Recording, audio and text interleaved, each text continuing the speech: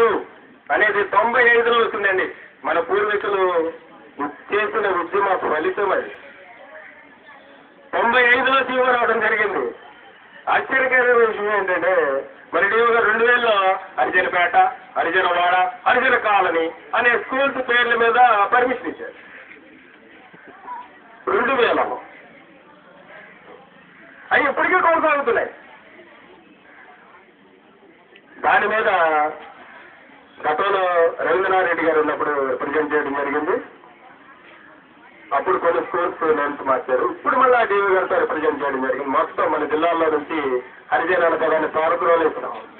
67 పాఠశాలలకి హరిజన అనే పదం మార్పు చేసి ఎస్సీ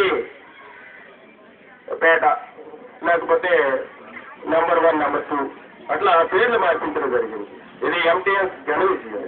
ఎందుకంటే ఈ పదాన్ని వేరే యూనియన్ ఏమన్నా లొకేట్ చేసిన జీవో ఉంది.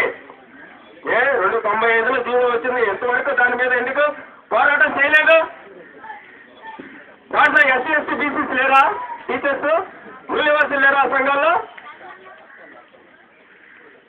ఏపీటీఎఫ్ డైరీలో హరిజన అనే పదం ముద్రించబడింది. రీసెంట్ 2012 డైరీలో చూడండి, ఆలోచించండి దయచేసి మిత్రులారా. నేను కోరేది ఏంటంటే మిమ్మల్ని అందరినీ, ఉపాధ్యాయులందరినీ, ఇది మన సొంత ఇల్లు. అద్దెంట్లో నుంచి సొంత ఇంట్లోకి రండి. ఆల్రెడీ కట్టేస్తున్న ఇల్లు ఎర్ర చొక్కాల ముసుగులో నుంచి రండి. మూల్యవాసి టీచర్స్ సంఖ్య మిమ్మల్ని ఆహ్వానిస్తున్నాం.